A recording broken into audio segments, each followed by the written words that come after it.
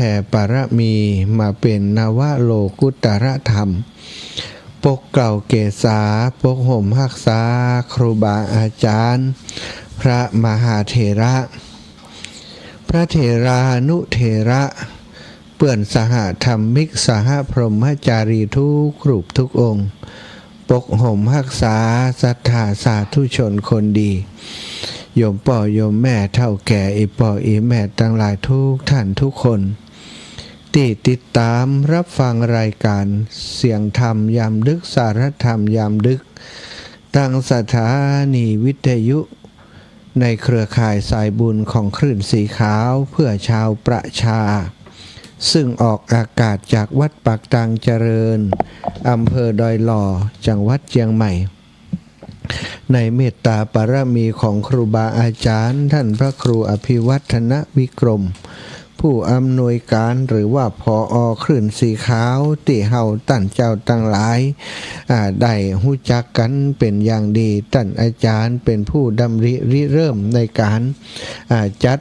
ทำเครือข่ายสายบุญในนามคลื่นสีขาวดำเนินกิจกรรม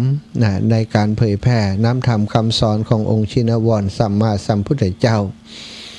มีสถานีวิทยุที่ได้มอบเวลา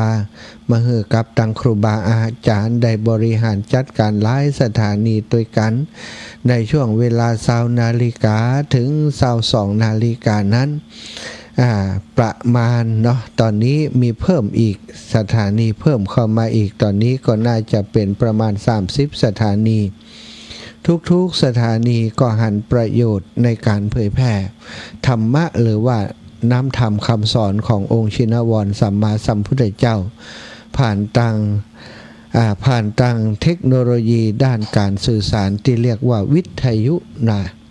วิทยุชุมชนวิทยุเพื่อธุรกิจต่างๆก็เอาเวลามามอบให้กับครูบาอาจารย์ก็ขอขอบคุณเจ้าของสถานีผู้จัดการสถานีช่างเทคนิคของทุกๆสถานีและที่ต้องขอบอกศรัทธาญาติโยมด้วยความยินดีว่าแม่เลี้ยงเอียงคำเศรษฐีใจบุญในทุนใจดีเปิ่นได้มอบเวลาให้กับตังคลื่นสีขาวของเฮา10 กว่าสถานีศรัทธาญาติโยมของคุณโยมดารุณีคุณโยมดารุณีนะซึ่งก็เป็นญาติโยมที่หันประโยชน์ของการเผยแผ่พระพุทธศาสนาแม้เปิ่นจะทำมีสถานีวิทยุเพื่อทำธุรกิจจริงๆแล้วเวลา1 ชั่วโมงที่เปิ่นมอบให้ก็ถือว่ามากมายแต่ว่าวันหนึ่งเปิ่นมอบให้หลายชั่วโมงศรัทธาญาติโยมหลายๆสถานีที่เปิ่นมอบให้รวมแล้วคุณโยมได้เผยแผ่พุทธศาสนาน้ำธรรมคำสอนของพระพุทธเจ้าวันหนึ่งนั้นถ้าจ้างนิมนต์พระสงฆ์องค์สังฆเจ้ามาเทศน์ให้ศรัทธาฟัง ก็บัดต่ำกว่า10 ชั่วโมงเนาะต่อวันแล้วก็หลายรูปหลายองค์ที่มาเทศน์มาแสดงธรรม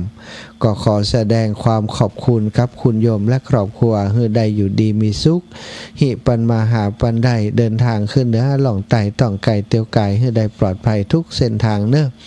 และก็แผ่ภายไปถึงศรัทธาญาติโยมท่านสาธุชนทั้งหลายโยมพ่อโยมแม่ที่ฟังรายการทุกคนทุกท่านนะยินดีต้อนรับเข้าสู่รายการเสียงธรรมยามดึก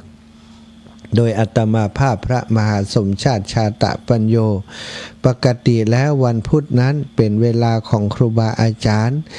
เช่นอาจารย์พระครูอภิวัฒนวิกรมนะวันนี้จริงๆแล้วเป็นเวลาของท่านอาจารย์ใหญ่พระครูอภิวัฒนวิกรมจะได้มาเข้ารายการในช่วงเวลานี้แต่เนื่องจากว่าท่านอาจารย์มีกิจส่งที่จะต้องปฏิบัติหน้าที่ต่างจังหวัด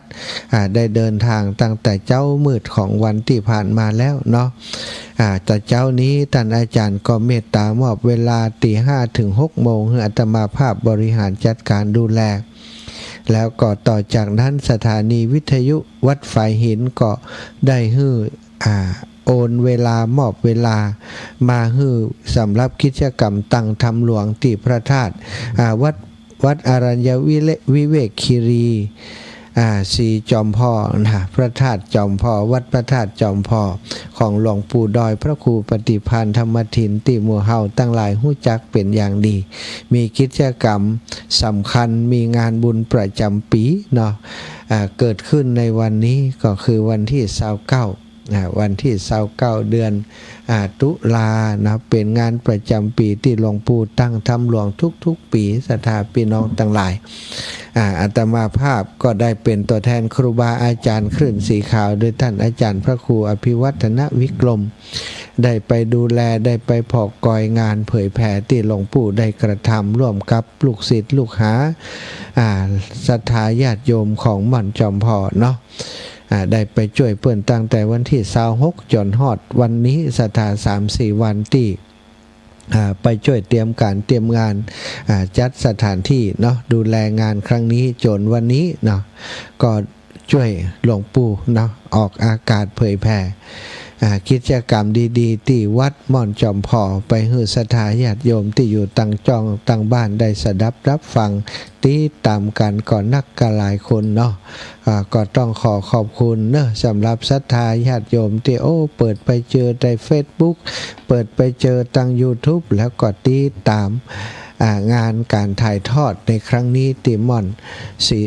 อนจอมพ่อเนาะวัดอรัญญวิเวกคีรีศรัทธาญาติโยมป่อโยมแม่ตั้งหลายมาพบปะกันแล้วเนาะวันนี้ก็คงจะหลีกหนีบ่ได้ที่จะบอกถึงว่าคนเฮาเกิดมาแล้วเนาะได้พบเป็นมนุษย์ได้พบพระพุทธศาสนาอย่าปล่อยให้โอกาสอันนี้มันลุดลอยไปโดยบ่ได้ไขว่คว้าเอามาเป็นประโยชน์เอามาเป็นกำไรกับตัวของเฮาเนาะอันว่าบุญอันว่ากุศลทั้งหลายเหล่านี้ถ้าเปรียบเสมือนการค้าการขายบุญกุศลคือส่วนที่เป็นกำไรสำหรับชีวิตของเฮาทุกๆคนหลายคนนะค้าขายบ่เอากำไร ก็คือปล่อยชีวิตให้ผ่านไปวันๆกินข้าวกินปลาอยู่ไปวันๆบ่ได้ใส่ใจบ่ได้สนใจที่จะสั่งสมปรมีธรรมของตัวเองบอกว่าจะเป็นตานะปรมีศีลปรมีเนกขมะปรมีสัจจะปรมีเนาะวิริยะปรมีอธิฐานปรมีต่อเหล่านี้เฮาบ่ได้สั่งสมให้กับตัวเก่าในแต่ละวันปล่อยเวลาให้ล่วงผ่านไปโดยบ่เกิดประโยชน์แก่ตัวเฮาเนาะศรัทธาวันนี้ก็ถือว่ายังบ่สายเกินไปที่เฮาจะมาปรับปรุงแก้ไขส่วนใดที่เฮาตั้งใจไว้แต่ว่ายังบ่ได้ทำคำเตื้อมัวแต่ว่าเดินสเปะสปะหลงทางไปขับคิดขับข่วยบ่ได้เดินตามแนวทางมรรคาอันประเสริฐหรือว่ามรรคมีองค์8ที่พระสัมมาสัมพุทธเจ้าทรงประทานไว้มัวไปเสาะหาหนทางคนเดียวเนาะศรัทธาญาติโยมบางทีก็ล้ำหลงทางไปนะก่อนที่เฮาท่านเจ้าทั้งหลายจะศึกษาแผนที่แผนผังหนทางชีวิตของเฮาให้ดีหนทางชีวิตที่ประกอบด้วยมรรคมีองค์8นั้นเป็นหนทางที่หมู่เฮาท่านเจ้าทั้งหลายจะอาศัยเดินไปสู่ทิศทางที่เรียกว่าความหลุดพ้นของชีวิตหลุดพ้นจากอำนาจของการยึดกุมของกิเลสตัณหาต่างๆไปสู่สันติภาพไปสู่ความสุขนั่นเองศรัทธาชีวิตของพุทธบริษัทของเฮาต้องดำเนินตามมรรคาของสัมมาปฏิบัติเนาะศรัทธาญาติโยมหรือว่าในความหันชอบในสิ่งต่างๆเฮานับถือพระพุทธศาสนาสิ่งที่พระพุทธองค์ทรงสอนทรงนำบอกมากล่าวเฮาก็มีขั้นมีตอนต่างๆพระองค์ก็ทรงสอนถึงคนที่ต้องการมรรคผลปัจจุบันเดี๋ยวนี้ขณะนี้ก็ปฏิบัติทางจิตเจริญจิตตภาวนาหือละความยึดมั่นถือมั่นในความเป็นตัวเป็นตนหือใดหือหันสัจธรรมที่แท้จริงของชีวิตว่ามันมีเกิดมีแก่มีเจ็บมีตายเป็นกฎของธรรมชาติที่เป็นอนิจจังทุกขังอนัตตา ได้มองหันตรงนี้นะอย่างกระจ่างแจ้งโดยปัญญาของเฮาเองแล้วก็ปั้มเปงโดยการมีตบะนะความขันติความอดทนเป็นตบะอย่างยิ่งมีความวิริยะมีความเปลี่ยนมีความตั้งใจที่เด็ดเดี่ยวแล้วก็มีเมตตาต่อตนเองต่อผู้อื่นเนาะแล้วเราก็จะได้พบมรรคผลในที่สุดอันนี้คือทางลัดทางเร่งด่วนแต่สำหรับคนทั้งหลายที่ปรมีธรรมเฮายังบ่ถึงไหนเตื้อเฮาบ่ได้สร้างสมอบรมบุญมาแต่ปากก่อนยังบ่ได้มีความประสงค์ยังบ่มีความต้องการที่จะหลุดพ้นนะยังบ่หันโลกกสงสารนี้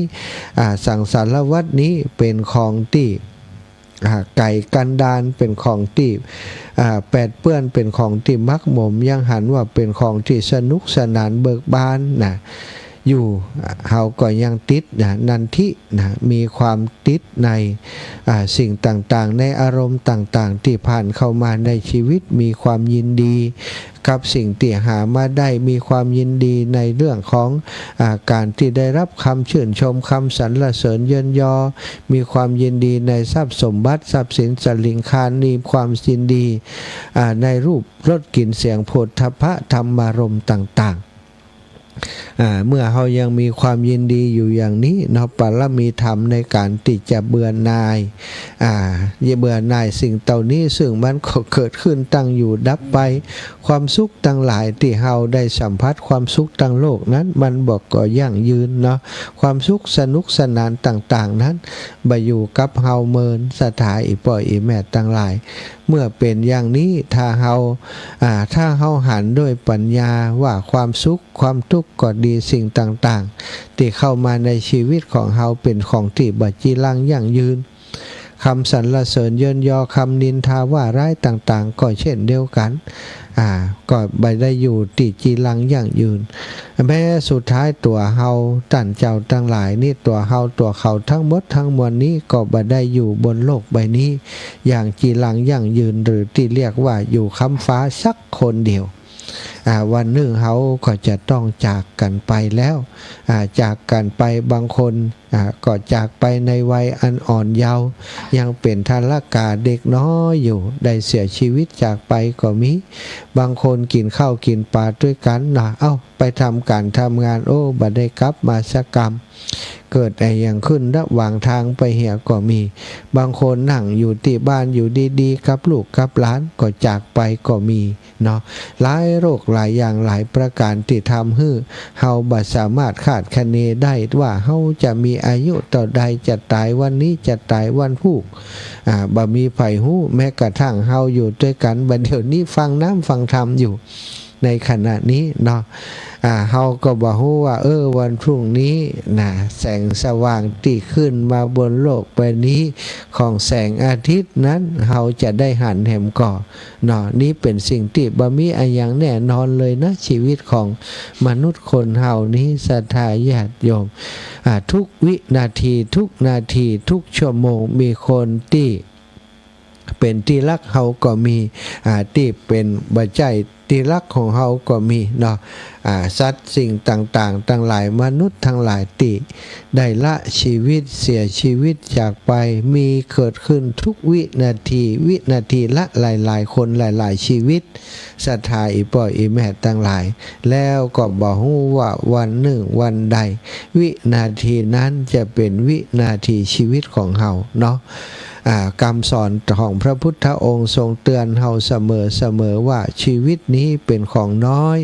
อย่ามัวประมาทว่าโรคภัยไข้เจ็บบ่มีมัวหลงละเลงว่า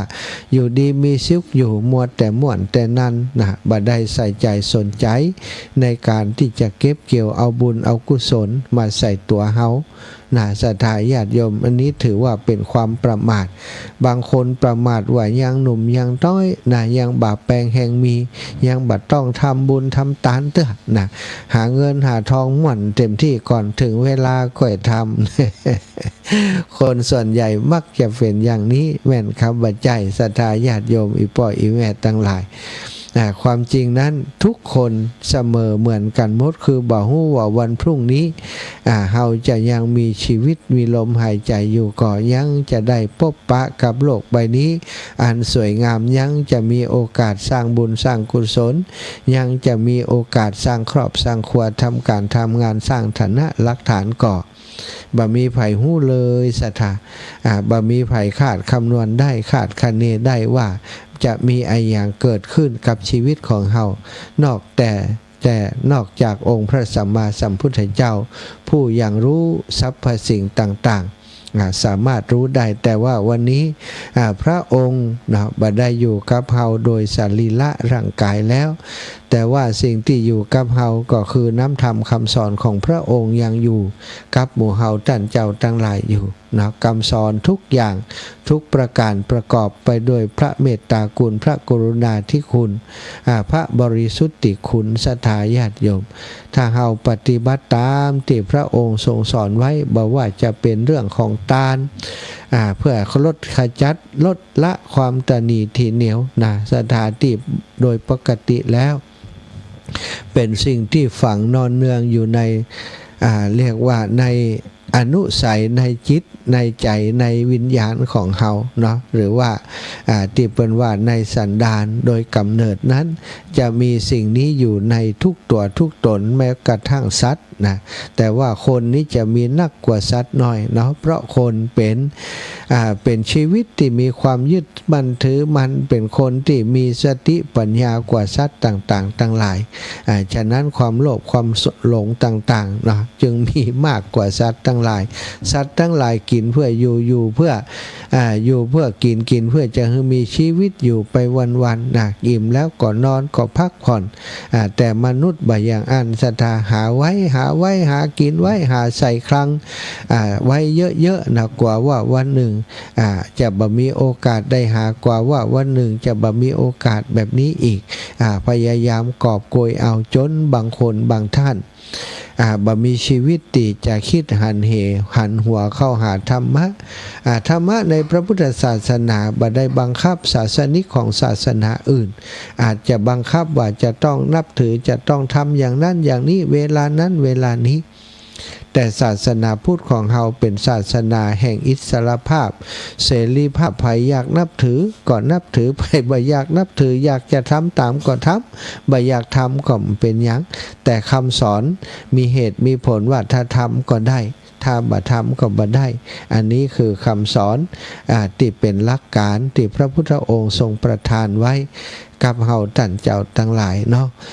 วิถีพุทธวิถีธรรมวิถีไทยเป็นสิ่งที่เฮาควรเอาใจใส่เฮาควรสนใจปฏิบัติตามวิถีพุทธวิถีธรรมวิถีไทยวิถีพุทธศรัทธาญาติโยมอย่างที่ท่านอาจารย์ใหญ่พระมหานพดลสุวรรณเมธีมักจะพูดถึงเสมอเวลาได้ไปแสดงธรรมที่ไหนมีโอกาสได้ฟังท่านอาจารย์เพิ่นก็บอกว่าการใช้วิถีชีวิตในวิถีพุทธของเฮานั้นจะทำให้เฮาห่างไกลในเรื่องหนึ่งเรื่องความหันแก่ตัวเรื่องการที่เป็นคนจิตใจโหดร้ายเหี้ยมโหดถ้าเฮาเป็นพุทธที่อยู่ในวิถีเพราะว่าวิถีของความเป็นพุทธโดยเฉพาะวิถีพุทธวิถีไทยของเฮาจะผูกเครื่องราวดีๆไว้กับวิถีชีวิตอย่างเปิ่นบอกว่างานบุญ12เดือนเนี่ย12เดือนมีบุญทุกเดือนศรัทธาอย่างในช่วงนี้นะศรัทธาอีปออีแวดทั้งหลายเป็นช่วงกฐินทานกฐินการทอดกฐินวันนี้ก็มีหลายวัดหลายวาที่เป็นทอดกฐินเปิ่นก็ทำกิจกรรมกันเรียบร้อยไปแล้ว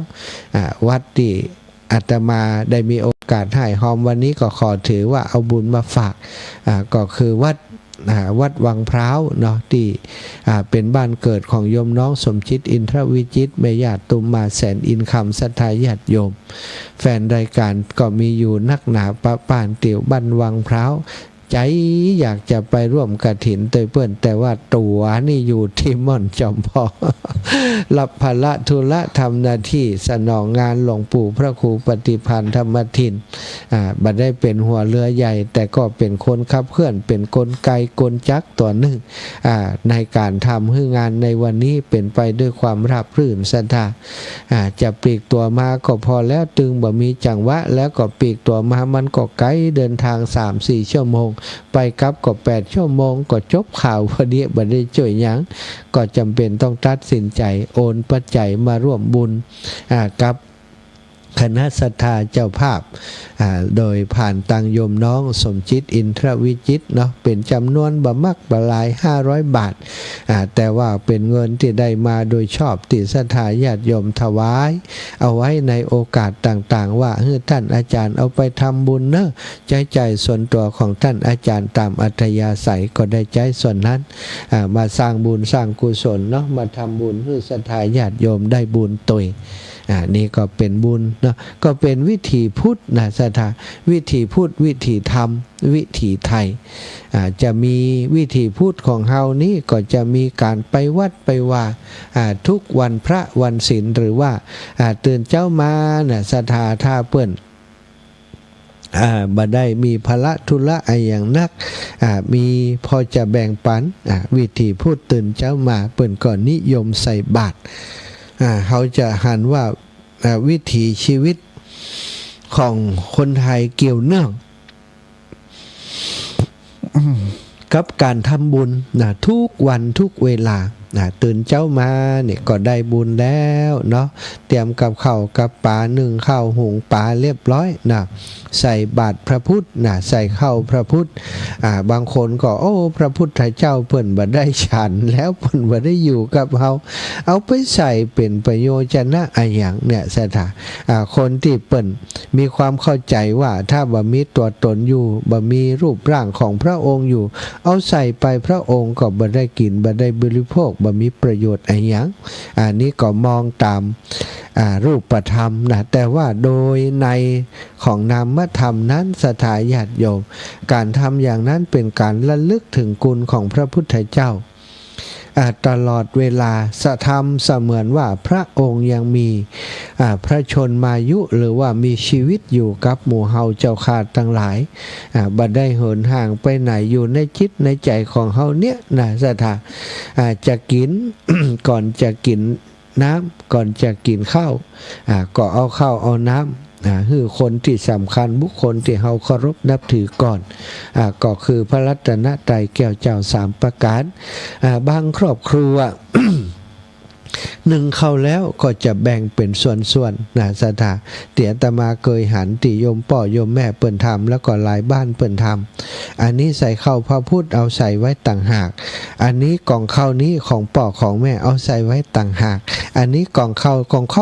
อของแม่ของพระพุทธนี้ต้องเป็นข้าวใหม่ข้าวที่หนึ่งในวันนั้นบ่เอาข้าวเก่ามาปลอมมาปนเอามาเปิ้นนึ่งข้าวนี้เปิ้นจะเอาข้าวเย็นเนาะข้าวเย็นที่มันกินบะมดในวันก่อนนั้นเอามาบิเพิ่นเรียกว่าบิเนาะหรือว่าเอามา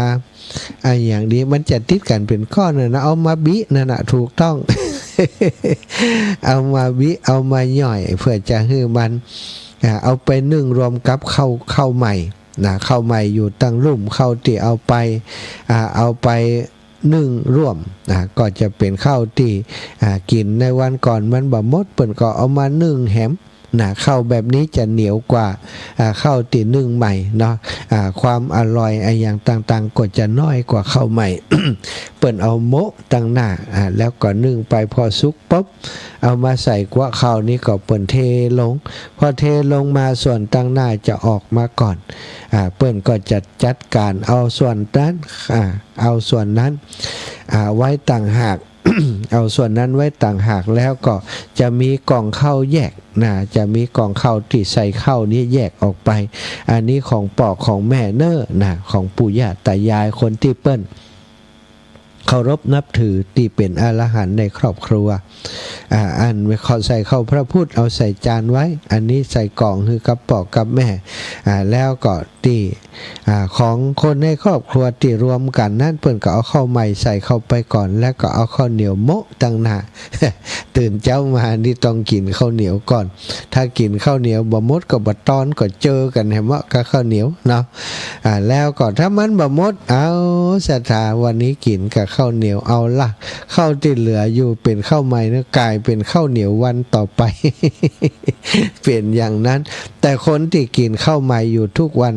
บ่กินข้าวเหนียวนั้นก็มีที่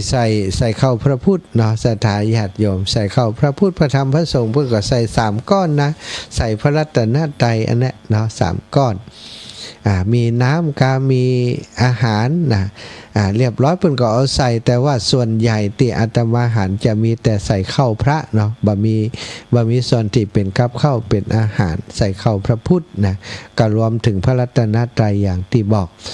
ส่วนของพ่อของแม่นั้นนะก็เปิ้นก็บ่ได้กินข้าวบ่ได้กินข้าวเย็นแล้วนะกินข้าวใหม่ๆตลอดแต่ว่าคนเฒ่าบางคนก็บอกข้าวใหม่มันบ่ล้ำอีแม่ใครกินข้าวตีอันเอามานึ่งซ้ำแหมวินาบางคนเพิ่นชอบอย่างอันก็มีก็แล้วแต่ไผมัน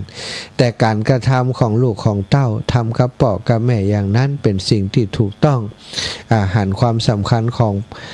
พระรัตนตรัยแก้วเจ้าสามการหันความสำคัญของบิดามารดาอันเป็นพระอรหันต์ในบ้านจากนั้นเพิ่นก็จะแบ่งกับข้าวส่วนหนึ่งใส่จานใส่อย่างไว้เอาไว้ตักบาตรศรัทธาถ้าเป็นข้าวหุงเปิ้นก็เอาใส่ในโถไว้ตักใส่โถไว้ถ้าเป็นข้าวเหนียวก็ใส่ในแอปนะฮะจากอันกล่องข้าวก็มาเป็นแอปข้าวเฉพาะที่เปิ้นจะเอาไปใส่บาตรทุกวันนี้ก็ยังมีหลายครอบครัวที่เปิ้นก็ทำแบบนี้เอากับข้าวใส่แอปแล้วเปิ้นก็เอาไปใส่บาตรเนาะซื้อกับข้าวกับปลามาข้าวอาหารที่เปิ้นใส่ถุงมาก็มีแต่บางคนก็ทำอาหารเองมีหลายครอบครัวเนาะเตี๋ยตมาไปบิณฑบาตเปิ้นก็ใส่ทำกับข้าวกับปลาแล้วก็เอามาใส่ถุงตุเจ้ามีกี่ตนที่ไปบิณฑบาตเปิ้นก็ใส่ถุงไว้อาหารนี้ก่อนที่จะกินไปไหนก่อนศรัทธาเอาถวายพระสงฆ์ก่อนตักบาตรยามเจ้าเอาหมอบเพื่อป่อเพื่อแม่ตักไว้ส่วนหนึ่งแล้วก็ของตัวเองอีกส่วนหนึ่งของครอบครัวติดตามลงมาอีกส่วนหนึ่งอันนี้คือวิถีพุทธวิถีธรรมวิถีไทยที่เปิ้นทำการสืบมาซ่อนลักปริศนาธรรมไว้หลายสิ่งหลายประการนะศรัทธาเนาะเอาก่อนที่อาตมาจะได้อุจาต่อไปจากนี้เนาะแบ่งเวลาเป็น2ช่วงก็แล้วกันช่วงแรกนี้จะเปิดสายให้ศรัทธาญาติโยมเข้ามาโทรเข้ามาในช่วงเวลาเนี้ยเนาะ20:45 นาทีหลังจากนั้นนะก็จะพักก่อนจะถึง3 ทุ่มนะสัก 2-3 นาทีก็จะพักเบรกสักกรรมยุทธสักชั่วคณะศรัทธาญาติโยมถ้าอาตมาบอกว่าสายสุดท้ายแล้วเนอะนะศรัทธาญาติโยมก็พังกดมาเถอะรอจังหวะแหมปุ่นช่วง3:45ก็โทรมาอีกรอบหนึ่งเอาละช่วงนี้จะเปิดสายศรัทธาเท่าเกาะแก่อีป่ออีแม่ที่อยู่ยังบ้านยังจองทุกพื้นที่ที่ได้ฟังรายการวิทยุขนาดนี้สามารถโทรเข้ามามาจากันได้แล้ว0808844173เนอะพี่น้องเมืองฝางมาก่อนเลยแม่บัวผัดกุลันแม่ฟังอยู่เนอะปัตตเจ้าได้ฟังก่อทำหลวงหม่อนจอมพรน่ะทำหลวงได้ฟังวันกฐินเจ้าเนี่ยกฐินวันนี้ได้หลายตังอยู่ก้าต้นสั้นนี่ต้นสั้นกฐินกฐินของวัดธรรมกายนะท่านมหาได้พอได้พัฒนาวัดเนาะดีแล้ว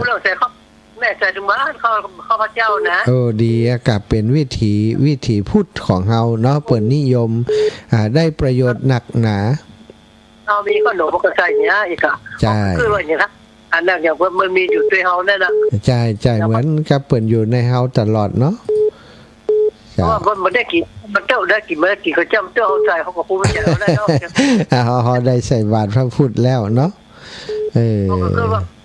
ในใจเขาตลอดเวลาใช่ถูกเขา ข้าพเจ้าแล้ว11 โมงเขาก็ร้อนเหียอีกอ่ะ ใช่ใช่อืม แต่ถึงว่าน่ะแล้วโมก็ร้อนทุกเนี่ย อืม ด้านนี้อ่ะ เจ้าก ำลังใจท่านนะเออ เจ้าสาธุนะแม่นะบุญรักษาเนอแม่บัวผัดกุลันพี่น้องจากปูนสถาต้นสานฝังเนาะเจริญปอนโอ้แม่อุ้ยอินกำลังหาฮับแม่อุ้ยก็วางสายไปแล้วจบข่าวโอ้หายหน้าหายตาไปเมินหายไปพร้อมกับวิทยุหายไป วิทยุบัดได้เงินเลยเจ้า ตอนนี้ดีแล้วมันใช่กา บัดดีแล้วเจ้า ฮะวัดเอาไม่ต้องซักนะ บัดดีเตื้อเจ้า โอ้แต่ว่านี่เมล่าออนอุ่นใจก็โทรมานะ แม่พังมันบัดได้เงินนะเจ้า อ๋อแล้วแม่ โทรศัพท์เนี่ยเด้ โอ้ได้เนาะ จ้าเด้อเจ้า สาธุสาธุ อากาศเริ่มเย็นนะดูแลรักษาสุขภาพตัวเด้อ เจ้าโยมแม่ก็เหมือนกันเด้อ จ้าค่อยจ้าเด้อ สาธุ จ้าตุเจ้า แม่สุกแก้วสอนศรีนุสอนศิลพรศรีเตี้ยแม่อุ้ยอินแม่สาบเสมิง เจ้าไว้ค่ะเจ้าไม่ไว้ฟังแม่รางเรดิโอนะเจ้า แม่วางเรดิโอเนาะ เจ็ เจ้า ดเจ้า โอ้ ไม่ไว้ใส่ข้าวภาพไม่ไว้ใส่ขนมโดยบางทีก็มีกล้วยก็เอากล้วยใส่โดยหรอกจะใส่ข้าวเต่าไม่ได้หรอก โอ้ล่ะเนาะอย่างน้อยเพิ่นได้กินข้าวกับกล้วยเนาะแม่เนาะ ค่ะใส่ถึงว่าคุณเจ้า ดีแล้วเป็นคิระนะเภสัชเนาะเพื่อนเพื่อผายยาหยาดไปเหือสัตว์เล็กสัตว์น้อยตัวนะใส่เข้าพระเจ้านี่เนาะจะสัตว์ตุ้นเนอแม่เนอ ข้าวขุดดำเนี่ยดำก็ใส่ข้าวผัดก็ใส่เจ้า เจ้าสัตว์ตุ้ ตั้ง แม่ ใจท่านนะเจ้า แม่อุ้ยอินแม่สาบเสมออายุ80ปลายแล้วสัตว์แม่คำนวณพี่น้องบ้านดินดำน้ำดี เจ้ากับเจ้าตัวเจ้า อีแม่จ้า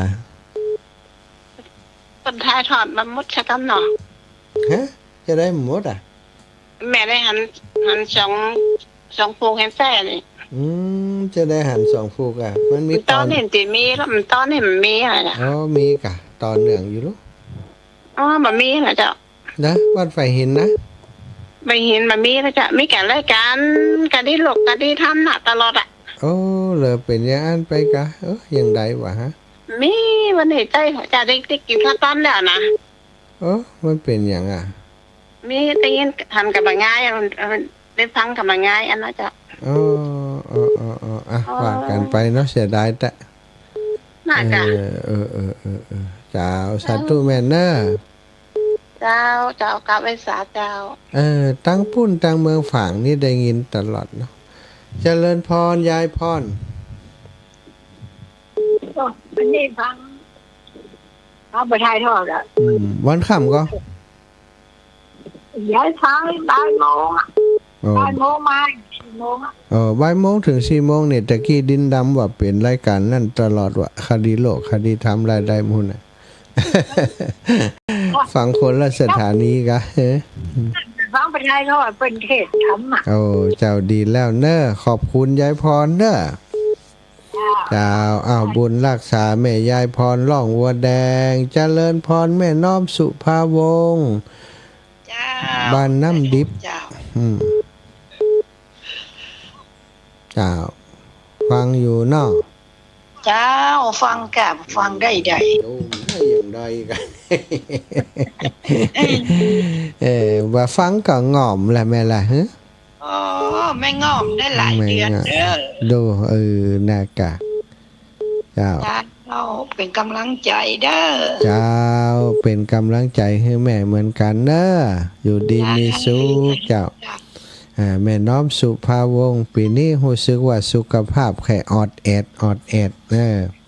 เจริญพรแม่ก้อมใจคำบ้านงาวเมืองงาวพี่น้องอำเภองาว เจ้ากินบุญเก่าทางต้นไม้เพิ่มเนาะทันเนาะ ใช่กินข้าวก็ต้องหากับข้าวเพิ่มเนาะบุญก็เหมือนกันกินไปก็หมดไป เจ้าช่องทางบนไหมเปาะเนาะ ใช่แล้วจ้า พี่น้องเงานี่ฟังกันหลายอยู่เนอะ ฟังกันหลายแต่เขา เปิ้นบัดโทรเนาะสาธุแม่นะ ก้อมเด็กไม่ก้อมเป็นตัวแทน แม่ก้อมเป็นตัวแทนแม่ครูอาลีพันธ์ศรีวิริยะไมยเมืองเหงาก็ฟังทุกวัน แม่เพนณลำปูนเจริญปอน โอนปัจจัยคือแล้ว300 บาท เจ้าได้ข่าวว่าจะมาวันเกิดพุ่นกะ ให้นี่100แล้วก็เหลือ200หอมกระถินเจ้า เจ้าได้ข่าวว่าจะมาวันที่เก้าพุ่นกะ เจ้า วันที่เก้าวันเกิดเอาเนาะ งานข่าวดำอาสาร เจ้ามันเป็นหยังก่อยมาวันเกิดพุ่นเอาวันที่เก้า ภูเก็ตแล้วบ่มาเอาศพมายังบ่ถึงบ้านเลยอะ โอ้เจ้าพุ่นก่อยมาเนาะมาวันที่เก้าเอาเนาะสาธุเจ้าอบอุ่นเจริญพรแม่คำมุนแก่นแก้วบ้านใหม่นาหยังเจริญพรแม่คำมุนอีแม่ปิดวิทยุก่อนแม่คำมุนแก่นแก้วปิดวิทยุเลย ไปสาเจ้า อ้าวเจริญพรโอ้อีแม่บ่ปิดวิทยุเจริญพรแม่ละอ่อนขวางเป้า ลูกมาหาอันนี้บัดดีจะร้องหลงสากแหละไม่ฟังกับคุณคุณแหน อ๋อเหรอฟังจากลำพูนได้ล่ะ ฟังพวกการไม่ดีพวกแก โอ้เหรอ ปูนแก โอ้ลำพูนกะแม่วางเรดิโอก็ได้ยินนี่เจริญพรแม่ละอ่อนเจอเฮานึกว่าห้วยต้องซักดีแล้วหายนี่แม่โทรมา ไม่นอนฟัง ดาวบุญรักษาแม่สถาติโทรมาจะไปลืมปิดวิทยุเนอะคุณยายตะกิมปิดวิทยุนะ2 คนไปละเจริญพรแม่ เจ้าไว้สาเจ้าลูกมันเดี๋ยวมาบ้านเฮาอ่ะ มาถึงตะกี้นี่ถึงคนนั่งชัดรายการเลย โอ้โหยังไม่ได้สูงน้ำตรงนี้ บ่ได้ส่งลืมไปก่อนเถอะจ้ะ มาคำอ่ะ ออกจากปุ้นเสร็จงานแล้วก็ออกมาเลยบอกโอ้ลังเลบ่แวะไหนสักทีน่ะ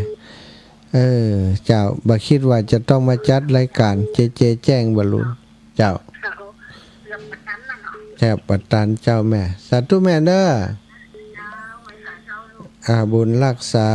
เจริญพรแม่นิเวศยามศักดิ์ เจ้ากับน้ำมันสการเจ้าเข้ามาหา เจ้าโยมแม่ ฟังเงินขึ้นสีขาวก็ชัดเจนดีเจ้า ดีกันเนาะแต่เจ้านี่ได้ฟังธรรมตลอดก็ มาได้ตลอดสักกรรมเจ้า ถึงไหนเฮียไปธุระเฮีย เจ้าไปบ้านศพเจ้า เจ้าอีแม่ แล้วก็อันใส่ข้าวข้านี่บางวันเจ้าก็มามีขนมใส่ข้าวกับน้ำก็ได้กันนะ ได้หมดอีแม่จิตเจตนาเฮาเข้าติบน้ำติบเจ้าบางครั้งถ้ามันมีก็ใส่แล้วก็อันอย่างเทียนนี่กระจุด2 ดอกแล้วก็ทูบ2ทูบเจ้าแล้วก็อันสวดมนต์เนาะเจ้าดีแล้วเจ้าไปพาสวดมนต์ไปเนี่ยคุณเจ้าต้องเป็นห้องที่ลงๆเนอะถูกมันเกิดมันนั่นกินมันมีปัญหากับสุขภาพเนาะเจ้าอันที่สวดบนตื่นเนาะมันโรคเรียกว่าปิดจมูกอากาศสวดเดียวออกมาเจ้าสาธุแม่เด้อเจ้าจะเป็นกำลังใจให้เจ้าสาธุเจ้าพี่น้องดงมะดะแม่สุพรรณกุลศรีเจ้าดงบะดะหนาวแล้วยังเจ้าอันท่านมหาเจ้าอันคนมาทายทอดกับเจ้าทายทอดยังทอดกุยกะทอดตัดน้ำหลวงเนี่ยวัดมันจำพอเนี่ยแช่มทายทอดว่าเพิ่นฟังกันทื่อๆแม่ฟังอีแม่อยู่ไหนฟังคนได้ยินกันที่ไหนเพิ่นได้ยินกันสถานีวิทยุวัดฝ่ายหินนี่แม่ฟังสถานีได้สถานีตรงนี้เมืองพานนี่เจ้าเมืองพานบ่ถึงได้ทอดไม่ได้ทอดสกรรมว่าฟัง YouTube เด้อไม่ได้ฟังสักตัวเจ้าดูทาง YouTube ได้นะพิมพ์เข้าไปน่ะตั้งธรรมหลวงม่อนจอมพอก็หันแล้วอย่างว่าเจ้าตั้งธรรมหลวงม่อนจอมพอลงวันที่ไปเหียมันก็ออกแล้วพิมพ์ YouTube เฮือลูกหลานพิมพ์ฮือเด้อเจ้าสาธุแม่บุญรักษานี่ก่อยนี่พอมารู้แล้วเจ้าพอมลุ้นได้แม่ YouTube นี่ไปทั่วโลก YouTube เนาะเจ้าสาธุเจ้านี่ส่งมาให้กะไปส่งหื้มอย่างเฮาเป็นไลฟ์กันก็มีไลฟ์กันก็คนนั้นน่ะมันมีไลฟ์กันจะได้เนี่ยหัวเดี๋ยวก็ แล้วก็อู้กันเนอะหลังไหมเจ้าสาธุมาอู้ในนี่งงกันหมดอะแม่สายพินกัลยาทุ่งสั้นจ้ากราบไหว้สาเจ้าท่านพระมหาถึงเวลาก็มันฟังแล้วเจ้า รูปงานพบมาเดียวนี่เจ้าศพกุฏิกูแหงกุฏิกูไปเนาะคนตายก่อนละกันไปติ๊กๆนี่ฮะเนาะการตั้งใจใส่หนีตึ้มโป้นเลยเนาะใช่ว่าหนุ่มเท่าชราจะไปรับนี่หรือข้ามหินผากรรมมัจจลาจักหลักเอาได้แต่เนาะพระมหาเนาะเจ้าโยมแม่อยู่ดีมีสุขเนอะสาธุจ้าขออนุโมทนาจากผู้บุญโดยจิมนะเจ้าสาธุสาธุขอบคุณเจ้าสาธุขอบคุณเจ้าสายสุดท้ายในเบรกนี้เนื่อจบลงไปแล้วศรัทธาญาติโยมอีปออีแม่ทั้งหลายที่ฟังอยู่ต่างบ้านเนาะฟังเพลงนี้สักหน่อย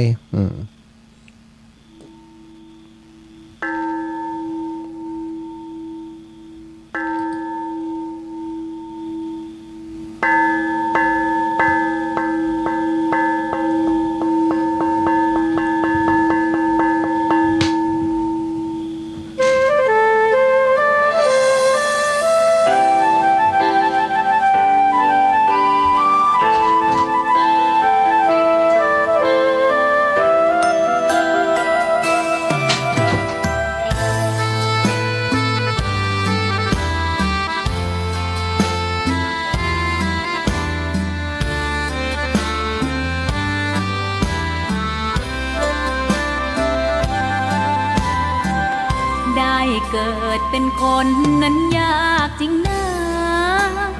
พอพุทธศาสนายิ่งแสนยากเย็นคนไทยโชคดีที่สุดแล้วมีแก้ว3 ดวงงามเด่นมีวัดซึ่งเป็นนาบุญยิ่งใหญ่มีศาสนาพุทธประจำชาติไทยอยากหล่ออยากสวยเราต้องรักษาศีลอยากมีอันจะกินต้องหมั่นทำบุญทำทานเอาไว้เข้าวัดสวดมนต์ฝึกฝนสติให้ว่องไวรีบทำตอนที่เราทำเองได้อย่ารอจนตายถึงเข้าวัดว่าเข้าวัดยามเป็นจะได้เห็นแต่น้ำใจเข้าวัดยามตายจะได้เห็นแต่น้ำตาก่อนจะสายเกินขอเชิญมาใช้ชีวิตให้คุ้มค่าเจริญทานศีลภาวนาสั่งสมบารมีไว้ทำบุญตอนที่ยังมีชีวิตย่อมดีกว่ารอเขาอุทิศบุญให้อย่ามัวหลงเพลินเดินห่างวัดตัวอย่างชัดๆมีมากมายเข้าวัดตอนตายสายเกินแก้กรรม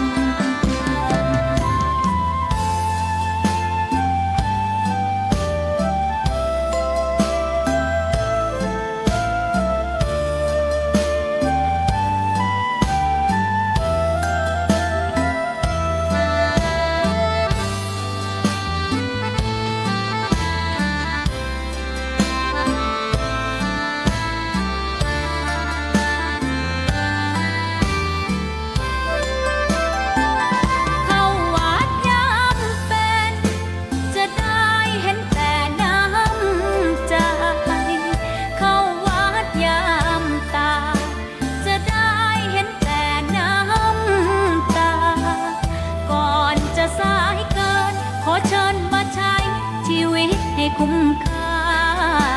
เจริญทานศีลภาวนาสั่งสมบารมีไว้ ำบุญตอนที่ยังมีชีวิตย่อมดีกว่ารอเขาอุทิศบุญให้อย่ามัวหลงเพลินเดินห่างวัดตัวอย่างชัดๆมีมากมายเข้าวัดตอนตายสายเกินแก้กรรมเข้าวัดยามเป็นผลบุญหนุนนำเข้าวัดยามเป็นจะได้เห็นแต่น้ำใจเข้าวัดยามตายจะได้เห็นแต่น้ำต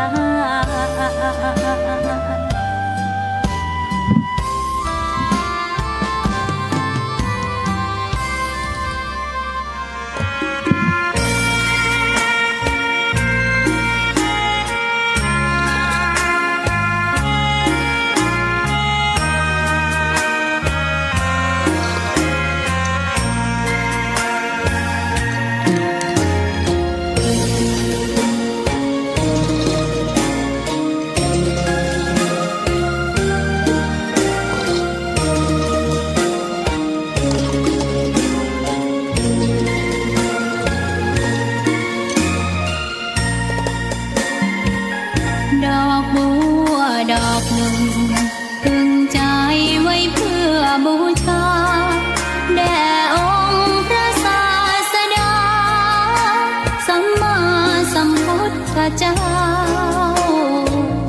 มีความงามเงียบไม่เปรียบเทียบเขาเทียบเราใครมองไม่งามช่างเขาแต่เจ้าก็คือดอกบัวด้วยความสัตย์ซื่อยึดถือความดีเป็นหลักใครรักไม่รักก็ไม่จมปลักมองมัวเมื่อโผล่พ้นน้ำก็เห็นความงามในตัวไม่ยึดติดในตมชั่วขอเป็นดอกบัวดอกดีใครไม่มองว่าบัวงามเด่นแต่บัวก็เป็นดอกบัวทุกวันอย่างนี้ไม่อยากเด่นดังแต่มุ่งหวังในทางเด่นดีเกิดมาเพื่อสร้างบารมีถวายชีพนี้บูชาดอกบัวดอกน้อยเฝ้าคอยคนที่ใจบุญมาโอบเอื้อเกื้อกูลรู้ค่าของบุญเก็บบัวขึ้นมาเพื่อสร้างความดีและเสริมบารมีดังว่าใช้ดอกบัวนี้บูชาพระสัมมาสัมพุทธองค์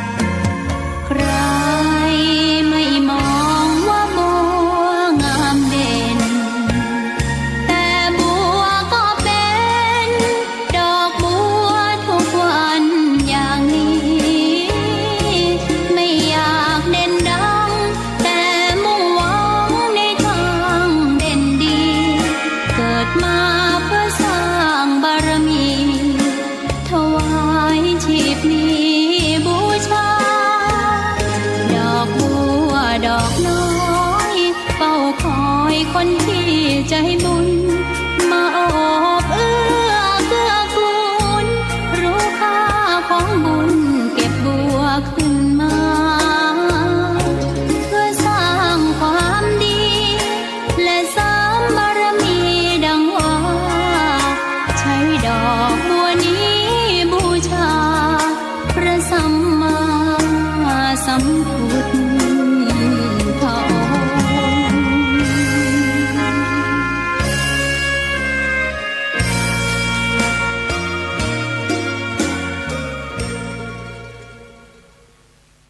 ์ ทายญาติโยมท่านสาธุชนคนดีทั้งหลาย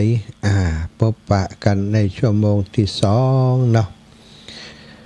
ช่วงพักเบรกก็ศรัทธาญาติโยมติดค้างสาย ค้างสายก็คือโทรมาบ่ได้ได้จากันดีเนื่องจากว่าไม่เข้าใจระบบนะก็คือตอนโทรมานั้นศรัทธาอีป่อยอีแม่ถ้าเปิดวิทยุฟังตัวนั้นจะบ่ได้กันคือถ้าเข้าไปฟังเสียงในวิทยุแล้วจะมาด้วยกันนั้นบ่ได้เพราะเสียงที่ไปออกที่วิทยุนั้นเป็นเสียงที่เกิดขึ้นจากหลังจากเข้ากันได้ประมาณนาทีบุละเนาะเสียงถึงจะไปออกที่วิทยุบางคนบ่เข้าใจว่าถ้าโทรไปวิทยุก็ออกเสียงเฮาก็กันฮู้เรื่องนะถ้าอย่างอันนี้เข้าใจผิดเนาะถ้าจะโทรตอนโทรติดแล้วสมมุติว่าอาตมาฮัลโหลแล้วอีแม่ฮีปิดวิทยุเลยนะถ้าบ่อันนี้จะกันบ่ฮู้เรื่องเพราะศรัทธามัวแต่ไปฟังวิทยุบ่ได้จะรับสายเฮาความจริงเปิ้นรับไปแล้ว น่ะทดลองใหม่เนาะมันเป็นหยังนะคนใหม่คนเก่าๆเปิ้นเข้าใจแต่คนใหม่ๆเฮาบ่เข้าใจก็บ่ว่ากันเนาะศรัทธาญาติโยมถ้าเข้าใจแล้วก็ง่ายละวันหลังก็โทรมาอย่างยายพรนี่ยายพรนี่เก่งแล้วชำนาญแล้ว ว่าต้องได้บอกแต่บางคนก็ยังหุ่มฟังอยู่โทรไปโดยก็ฟังไปโดยนะก็ขอบอกว่าไม่เวิร์กนะไม่เวิร์กก็คือบดีนั่นเองอาตมาภาพก็ฟังที่ศรัทธาญาติโยมโทรมาบ่เข้าใจศรัทธาอีป่อยอีแม่ก็ซ้ำฟังอาตมาบ่ฮู้เรื่องเนาะฉะนั้นก็ให้เข้าใจกันตามนี้เนอะถ้าจะโทรเข้ามาหากันอย่างใดนั้นเวลาอาตมาฮัลโหลรับสายแล้วญาติโยมป่อยโยมแม่ก็ได้วางปิดวิทยุเสียก่อนแล้วก็มากันนะมากันจะได้ฟังกันชัดเจนเลยเนาะขอบคุณที่โทรมาเป็นกำลังใจพี่น้องเมืองน่านวัดตันเปิ้น ลำปางเชียงใหม่เนาะลำปางเชียงใหม่ฟังตะกี้โทรมากันตั้งเมืองฟังตัวเนอะวันนี้ก่อนที่จะสารธรรมต่อจากนี้ไปก็เอาบุญที่ได้ไปช่วยงานครูบาอาจารย์หลวงปู่พระครูปฏิพันธ์ธรรมทินที่ม่อนจอมพอวัดอารัญญวิเวกคีรีที่ม่อนจอมพอเนาะศรัทธาอำเภอเวียงปะเป้าจังหวัดเชียงรายเป็นประจำปีนะศรัทธาญาติโยมที่หลวงปู่ได้ตั้งธรรมหลวงเนาะแฮมวันนี้แฮม8ค่ำเนาะแฮม8ค่ำเดือนยี่แฮม8ค่ำเดือนยี่ทุกแฮม8ค่ำเดือนยี่ของทุกปีจะเป็นวันที่วัดม่อนจอมพอมีประเพณีตั้งธรรมหลวงธรรมหลวงปีนี้นะศรัทธาญาติโยมปกติเปิ่นจะเทศเวสสันดรชาดก13กันแต่ปีนี้หลวงปู่ถ้าจะเกรงว่าท่านอาจารย์มหาสมชาติจัดที่วัดบรรพตสถิตกหาจกไปนี่บ่กี่วันนี่นะก็เลยบ่ได้เทศเวสสันดรชาดกหลวงปู่เทศพระเจ้า10ชาติซึ่งเป็นมหาชาติของพระสัมมาสัมพุทธเจ้าที่พระองค์ทรงบำเพ็ญ บำเพ็ญปารมีนะปารมีก่อนที่จะตรัสรู้10ชาติสุดท้ายสัตว์10ชาติสุดท้ายนี้สำคัญเพราะว่าสั่งสมบารมีที่เต็มรอบเมตตาปารมีเนกขัมมะปารมีขันติปารมีเนาะสัตว์อุเบกขาปารมีสัจจะปารมีอธิษฐานปารมีวิริยะปารมีแล้วก็สุดท้ายเป็นพระเวสสันดรก็คือตานะปารมีได้ปั่มเปงนะได้ปั่มเปงยังปารมีธรรมหลายขั้นหลายระดับด้วยกันขั้นธรรมดานะขั้น ขนาดกลางแล้วขนาดเรียกว่าปรมัตถะนะปรมัตถะก็คือสูงสุดของปรมีธรรมนั้นๆ อย่างในเรื่องเวสสันดรเวสสันดรชาดกนั้นศรัทธาญาติโยมได้บริจาคหรือว่าได้ฮือตานแม้กระทั่งลูกนะลูกเมียก็ฮือเป็นตานหมดนะทรัพย์สินภายนอกนี่บ่ต้องอู้ถึงแล้วนะขนาดลูกขนาดเมียยังฮือเป็นตานได้อันนี้ก็คือโพธิสัตว์เจ้าเนาะลืมโทรศัพท์ไว้ทางนอก อ้าวศรัทธาเดียวก่อนเนอะไปเอาโทรศัพท์แป๊บหนึ่งได้ยินเสียงอยู่นอกพุ่นนะเนาะไปเอาโทรศัพท์แป๊บหนึ่ง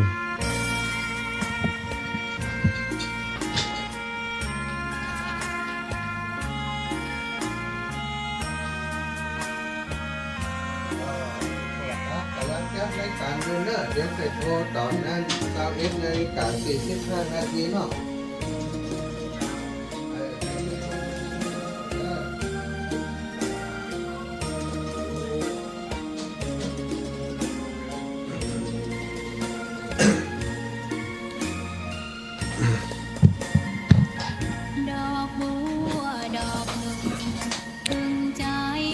ปอหวันจักคำเนาะปอหวันจักคำอีปอโทรมาเดี๋ยวก่อนเนาะปอเนาะเดี๋ยว21 นาฬิกา 45 นาทีสายแรกจะฮื้ออีปอโทรมา เนาะก็โทรมาในช่วงที่กำลังอูตอนนี้ยังรับสายอีปอบ่ได้แต่เนอะขอสุมาอภัยกับปอจิมปอหวันจักคำเนาะศรัทธาญาติโยมตะกี้อูถึงเรื่องที่ตั้งธรรมหลวงติม่อนจอมพรเนาะปีนี้เป็นตั้งธรรมหลวงแบบเต็ดพระเจ้า10 ชาตินะทัศชาติหรือว่า10 ชาติที่เกิดมาเป็นพระโพธิสัตว์แล้วก็มาปั่มเปงยังปารมีธรรมนะตั้งแต่ภูกที่1นะชาติที่1นับย้อนหลังจากเวสสันดรชาดกไปเวสสันดรเป็นพระเวสสันดรไปนะก็เป็นพระเตมียะนะเตมียะนี่ก็เรียกว่าขันติปรมีเนาะศรัทธาญาติโยมบำเพ็ญเรื่องขันติปรมีมีความอดทนเนกขมะปรมีเนาะพระองค์มีความปรารถนาที่จะออกบวชนะฉะนั้นจึงได้ทำตัวนะบ่อยากจะให้มีบาปมีกรรมหันปอดตัดสินประหารชีวิตนักโทษหันปอดตัดสินเฆียนตีนักโทษต่างๆได้ระลึกชาติว่าชาติก่อนเขาเป็นกษัตริย์ก็ทำแบบนี้จึงทำให้บาปกรรมเกิดก็เฮาตกนรกไปชดใช้เมินนานกว่าจะได้เกิดมาเป็นมนุษย์อีกก็หวาดกลัวบ่อยากสร้างบาปอกุศลอีกแล้วก็กลัวจะต้องวนเวียนไปลงนรกก็เลยว่าถ้าอย่างนี้เฮาก็ควรที่จะทำประการใดประการหนึ่งเพื่อจะให้มีโอกาสได้ออกบวชในที่สุดนะก็เลยทำตัวเป็นคนพิการเป็นคนง่อยเป็นคนเปี้ยนะศรัทธาญาติโยมตั้งหลายบ่อู้บ่จ้านะบ่กินเองอย่างเองสักอย่างคนก็มองว่าคงจะเป็นผู้ที่พิการไปแล้วนะบ่มีประโยชน์ที่จะอยู่ในบ้านในเมืองก็ไปหาเรื่องเนาะยุแย่พระเจ้าอยู่หัวสุดท้ายเปิ้นก็เอาไปอันนี้บ่ฮับสักสายแต่เนอะไผ่โทรมาแต่ตอนนี้นะ จะไปว่าใจดำนะเพราะมันบัดถึงเวลาที่จะฮับสายเนาะเก่งใจคนที่เปิดฟังคนอื่นๆไปคิดว่าเฮาฟังได้ยินแล้วเขาจะโทรบ่เดียวเนี้ยนะจะไปเนี่ยอย่างอันอีแม่อีปอเนาะรอกันนะรอมีกฎมีระเบียบมีกติกา21 นาฬิกา 45 นาทีจะเปิดสายฮือแต่ตอนนี้นี่ไผโทรมาก็บ่ฮับสายนายกโทรมาก็บ่ฮับ แต่นายกไปโทรมาอย่างเนาะลาอูเลนบ่ได้เนาะโทรมาตอนที่เปิดสายเนอะศรัทธาเปิดสายค่อยโทรมาเนาะขอบคุณนะที่โทรมาได้รับทราบว่าโยมแม่ฟังรายการอยู่โยมพ่อฟังรายการอยู่ก็ดีใจขอบคุณแต่ว่าบ่สามารถจะฮับได้ถ้าฮับเดี๋ยวก็คนนั้นโทรมาคนนี้โทรมากลุ่มกับโทรศัพท์บ่ได้อูอย่างแล้วอู้ถึงเรื่องตะกี้แหมะปิกไปเรื่องการตั้งธรรมหลวงม่อนจอมพอวันนี้บรรยากาศศรัทธาญาติโยมอบอุ่นเป็นบรรยากาศ แบบครอบครัวเนาะแบบในหมู่บ้านแบบในชุมชนทั่วไปซึ่งมีทายกทายิกาสนใจฟังธรรมตั้งใจเดินทางไปร่วม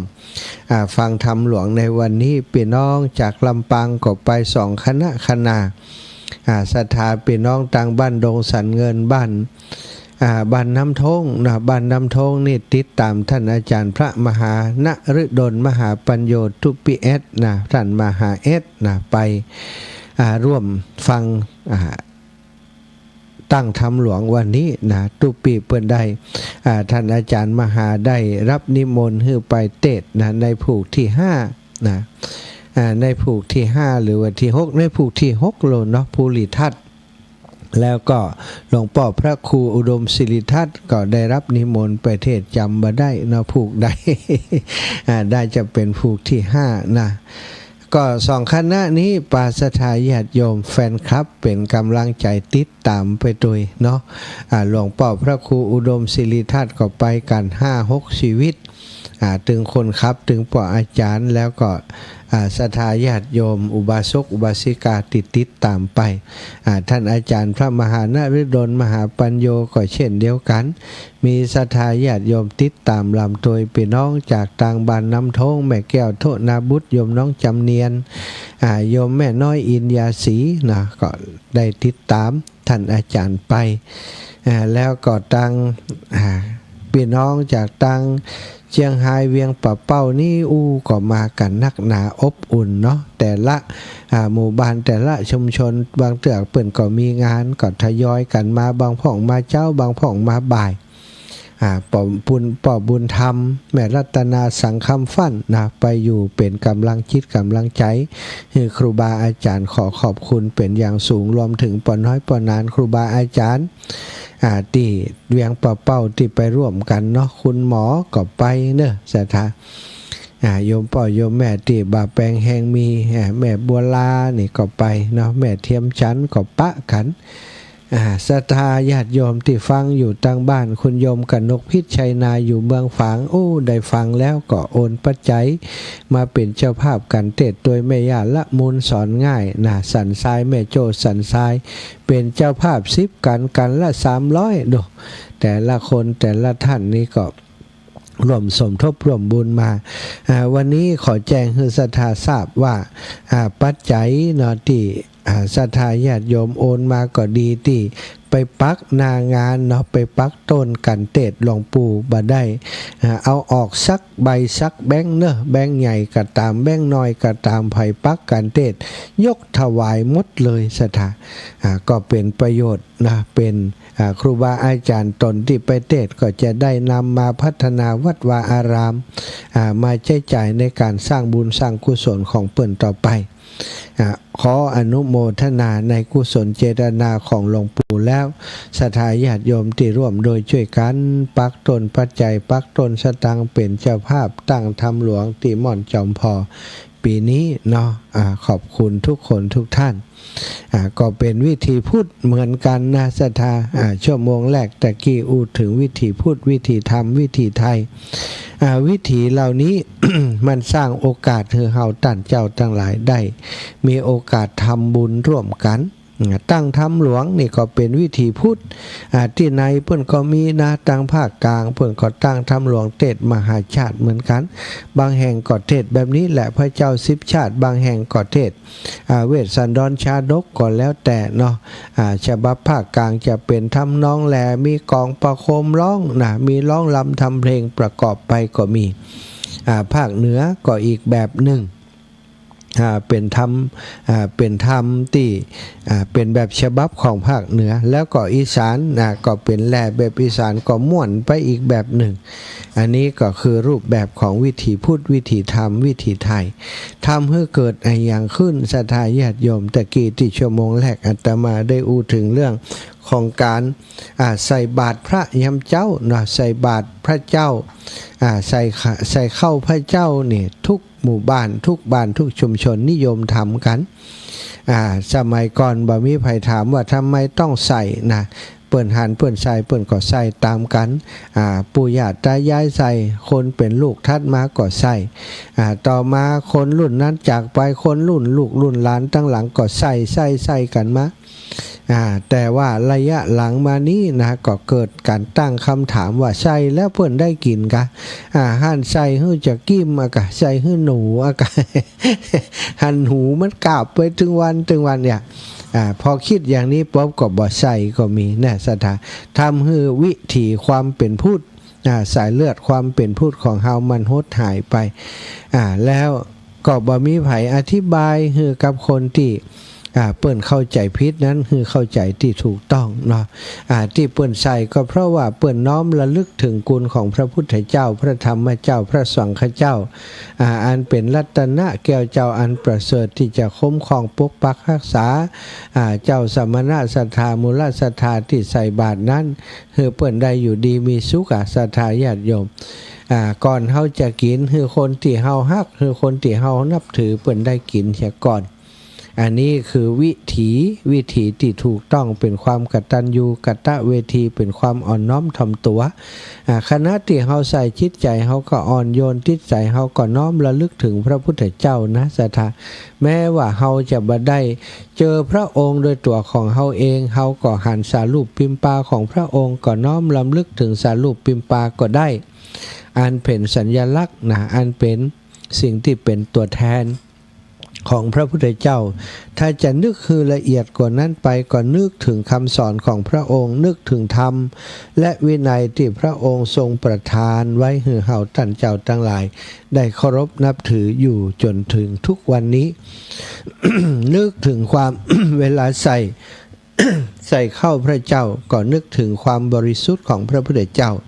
ที่ตรัสรู้อนุตตรสัมมาสัมโพธิญาณตรัสรู้ชอบโดยพระองค์เองพระองค์เป็นผู้ตื่นแล้วนะแล้วก็ปาคนอื่นให้ตื่นอย่างใดตื่นจากกิเลสความลุ่มหลงความมัวเมาต่างๆตื่นจากกิเลสตัณหาทุกอย่างทุกประการบ่มีความมากบ่มีความกำนัดในกามมีความยินดีในกามเป็นผู้สละตัวตนความยึดมั่นถือมั่นได้แล้วน้ำทำคำสอนสิ่งที่ทำให้พระองค์ได้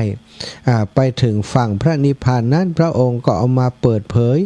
เอามาแกะเอามาบอกให้คนทั้งหลายได้ปฏิบัติตามได้กระทำตามซึ่งก็มีพระสงฆ์สาวกของพระพุทธองค์ในสมัยนั้นคำว่าสงฆ์นั้นศรัทธาญาติโยมหมายเอาผู้ปฏิบัติตามพระพุทธเจ้านะสมมุติสงฆ์อริยสงฆ์ศรัทธาคู่แห่งบุรุษ4คู่วันก่อนมีคนถามสงฆ์ติกรรมสรรเสริญพระสงฆ์เนาะคู่แห่งบุรุษ4คู่นับเรียงตัวบุรุษได้8บุรุษคืออย่างใดนี่พระสงฆ์สาวกของพระพุทธเจ้าคู่นะจัดเป็นคู่ได้4คู่จัดเป็นบุคคลเลี้ยงตัวได้8อย่างใดกะนะในที่นี้นะก็หมายถึงว่าอริยมรรคอริยผลนี่การเป็นพระอริยบุคคลเริ่มจากพระโสดาบันโสดานี่ก็จะมี2สดาก็คือโสดาปฏิมรรคโสดาปฏิผลโสดาปฏิมรรคนะก็คือเข้าสู่กระแสความเป็นพระโสดาบันโสดาปฏิผลนี่คือผู้ที่ถึงความเป็นโสดาบันแบบเต็มเปี่ยมพร้อมจะขึ้นชั้นไปเป็นพระสกทาคามีนะสกทาคามีมรรคนะก็มีสกทาคามีผลอีกส่วนหนึ่งนะมรรคก็มีผลก็มีก็เท่ากับว่าสกทาก็2แล้วก็ถ้าเจริญขึ้นไปแหมนะสกทาคาก็เป็นอนาคาก็อนาคามีมรรคอนาคามีผลอันนี้บ่ได้กลับมาเกิดอีกแล้วนะจะนิพพานอยู่บนสวรรค์วิมานนะส่วนอรหันต์ก็จะมีอรหันตมรรคอรหันตผลก็มี2เหมือนกันนับเป็นคู่ได้4คู่นับเรียงตัวบุรุษได้8บุรุษ นะศรัทธาโสบาปฏิมรรคโสดาปฏิผลสกทาคามิมีมรรคสกทาคามีผลอนาคามีมรรคอนาคามีผลอรหัตตมรรคอรหัตตผลอันเนี้ยนะที่เปิ่นถึงเรียกว่าอริยสาวกของพระพุทธเจ้าประกอบด้วยคุณธรรมหรือว่าเป็นผู้ที่มีคุณธรรมอยู่ในตัวนะแบบนี้นะอริยมรรคอริยผลคู่แห่งบุรุษ4คู่นับเรียงตัวบุรุษได้8บุรุษคือพระสงฆ์สาวกของพระพุทธเจ้าถ่ายไปถึงตรงนั้นศรัทธาจะห่มผ้าหรือบ่ห่มผ้าก็แล้วแต่ห่มผ้าเหลืองหรือบ่ห่มก็คือสงฆ์นะในความหมายนี้ในความหมายที่เป็นอริยสงฆ์นั่นเองศรัทธาญาติโยมเนาะคนที่ถามมาวันก่อนก็อธิบายให้เข้าใจตลอดถึงได้ขยายความให้ได้ฟังเป็นที่เรียบร้อยเข้าใจกันไปละแต่วันนี้เอามาขยายความเพื่อจะให้ศรัทธาติดตามรับฟังอยู่ในขณะนี้ได้เข้าใจว่าการใส่เข้าพระพุทธพระธรรมพระสงฆ์นั้นนะหรือว่าการใส่เข้าพระเจ้านั้นเป็นสิ่งที่มองดูปริศนาที่เปิ่นซ่อนอยู่ทำความเข้าใจให้ดีเขาจะได้ประโยชน์จากการกระทำนั้นจะไปคิดว่าเป็นเรื่องงมงายเป็นเรื่องที่ไร้สาระถ้าคิดอย่างอันก็คืองมงายเขาก็เป็นคนงมงายถ้าเขาคิดว่างมงายมันก็งมงายแล้วเนาะแต่ถ้าทำด้วยความงมงายถึงแม้จะเป็นความทำด้วยความงมงายเนาะการกระทำนั้นก็ยังประเสริฐกว่าคนที่คิดงมงายศรัทธาญาติโยมทำความด้วยความงมงายหันเปิ้นทำก็ทำตัวเปิ้นอาจจะไม่ได้คิดอย่างแต่ว่ามีความสุขในขณะที่ทำเพราะได้ทำตามพ่อตามแม่นั้นก็จะเกิดเป็นบุญเป็นกุศลถ้ายิ่งทำความเข้าใจว่าโอ้นี่เฮาระลึกถึงพระพุทธเจ้าเป็นสรณะอันประเสริฐที่เฮาได้มีชีวิตเจริญรุ่งเรืองจนทุกวันนี้บ่มีความทุกข์อย่างนักหนา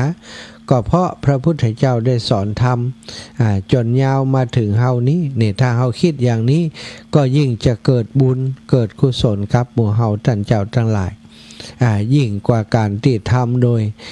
บ่ฮู้ว่าความหมายมันว่าอย่างใดหันเปิ้นยะก็ยะหันเปิ้นทำก็ทำยังมีประโยชน์กว่าคนที่บอกว่ามันงมงายไร้สาระยะไปเรื่อย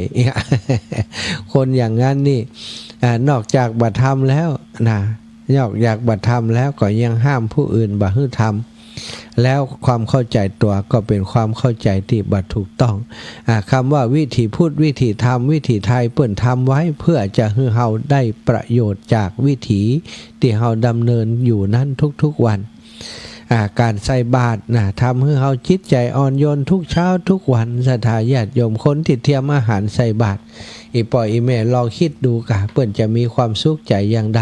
ขณะที่เตรียมก็ยิ้มไปตัวเตรียมไปตัวเนี่ยอันนี้เดี๋ยวจะถวายทุเจ้านึกจินตนาการตอนถวายออกแล้วยังบ่ได้ใส่บาตรกำเตือก็มีความสุขแล้วนะเตรียมอาหารเรียบร้อยทุเจ้าเม่งมาไปแล้วนะกุลีกุจอใส่บาตรยิ้มนะนิมนต์เจ้าข้าอาจารย์พระคุณเจ้าหลวงพ่อตุลุงตุอาวนะใส่บาตรไปโดยความเคารพนบน้อมอ่อนน้อมถ่อมตนต่อพระสงฆ์องค์สังฆเจ้าผู้มีศีลใส่บาตรไปแล้วครูบาอาจารย์เจ้าก็ฮื้อปอนปั่นปอนแหมตั้งเหนือเฮาเปิ้นก็ปั่นปอนโวหารปั่นปอนโวหารอุทิศบุญอุทิศกุศลฟังแล้วชื่นใจยิ้มแก้มปิ่มนี่ศรัทธาใส่บาตรตนนั้นแล้วใส่บาตรตนนั้นใส่บาตรตนนั้นแล้วใส่บาตรตนนั้นจนเรียบร้อยศรัทธาอาจจะ 4-5 รูปบางบ้านก็เป็น10 รูปก็มีนาติพระสงฆ์ไปบิณฑบาตยิ้มสบายใจกลับมาบ้านมาจองกับจ่ากับลูกกับหลานเอาบุญมาฝากเน้ออีแม่ใส่บาตรตะกี้อยู่ดีมีสุขเน้ออีน้องบ่อ้ายป่อบ่น้อยเนาะอันนี้ศรัทธาปล่อยแม่วิถีแบบนี้คือวิถีพุทธพิธีพูดอย่างเปิ้นไปแอวประเทศลาวนั่นศรัทธาญาติโยม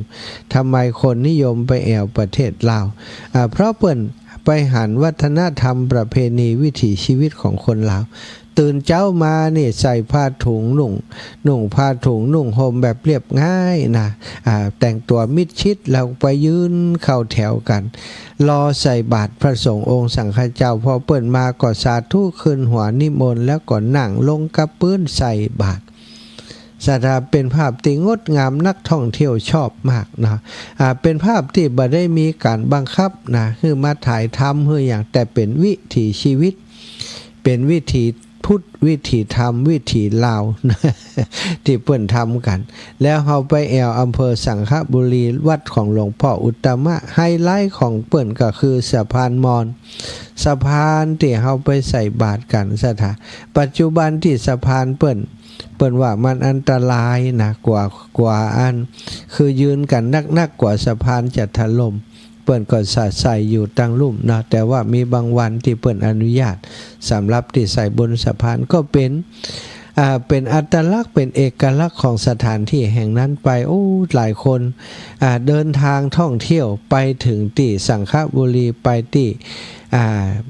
พื้นที่ตรงนั้นเนี่ยไกลๆวัดหลวงพ่ออุตตมะก็มีความประสงค์ที่ไปใส่บาตรอย่างเดียวเลยนะสถานตั้งใจไปใส่บาตรจับภาพเก็บภาพที่งดงามวิถีชีวิตวิถีพุทธวิถีธรรมวิถีมอญเปิ้นแต่งตัวก็เป็นวิถีชีวิตของเปิ้นใส่บาตรก็เป็นวิถีชีวิตของพี่น้องมอญที่เปิ้นต้องทำทุกๆวัน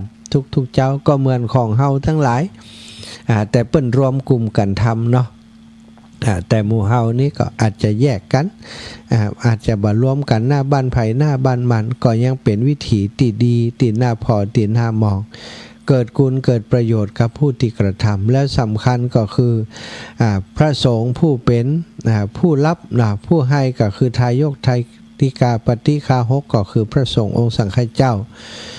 ผู้ที่เป็นเนื้อนาบุญให้กับศรัทธาญาติโยมเปิ้นก็ได้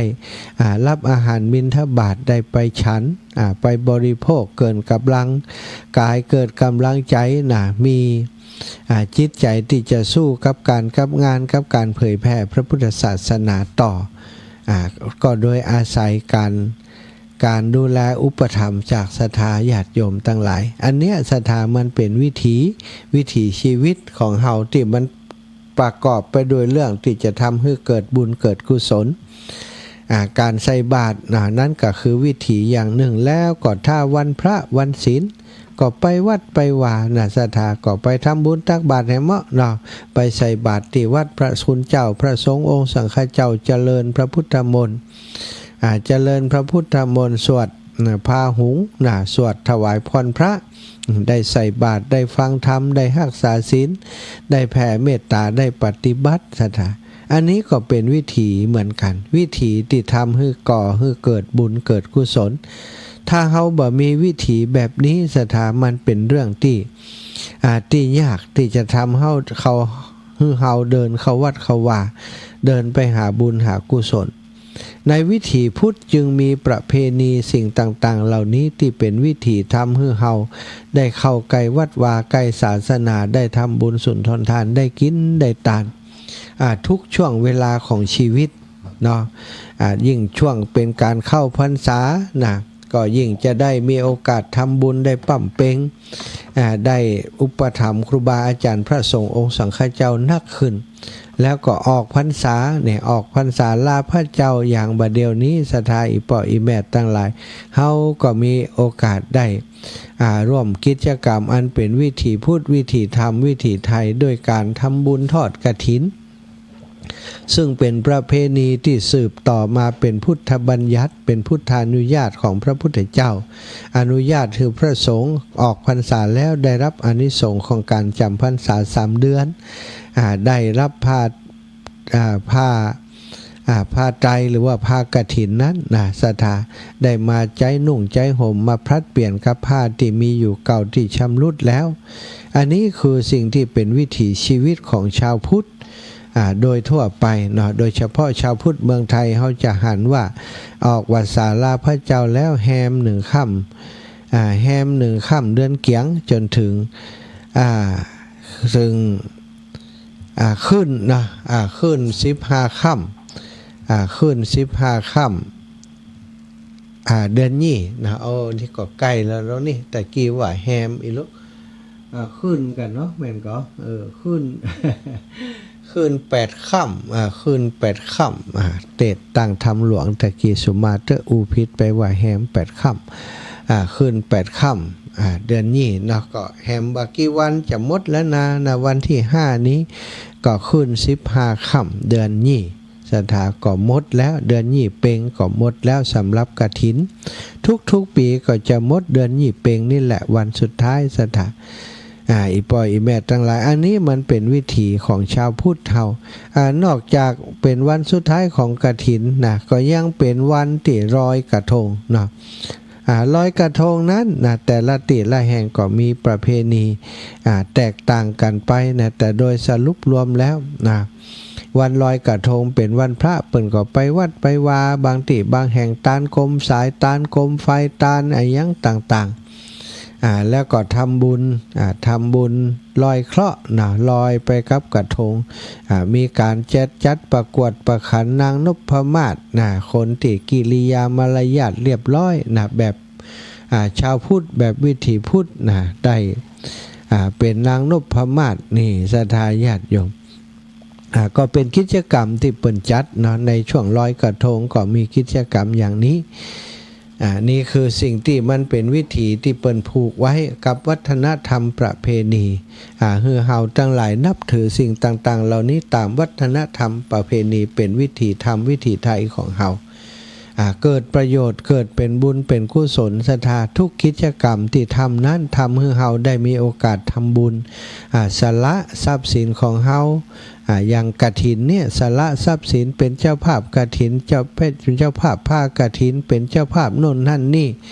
แม้กระทั่งโรงทานที่นำไปร่วมบุญร่วมกุศลตามวัดวาอารามต่างๆนี่ก็เป็นวิถีพุทธวิถีไทยเหมือนกันถ้าเป็นต่างประเทศบ่มีโรงทานลักษณะอย่างนี้นะสตาถ้าว่าทำอาหารเลี้ยงดูก็บ่ได้กินอย่างกันละแต่บ้านเฮานี่ปัจจุบันนี้คนเข้าใจในเรื่องของโรงทานเยอะเนาะก็สืบเนื่องจากพระชาติสุดท้ายที่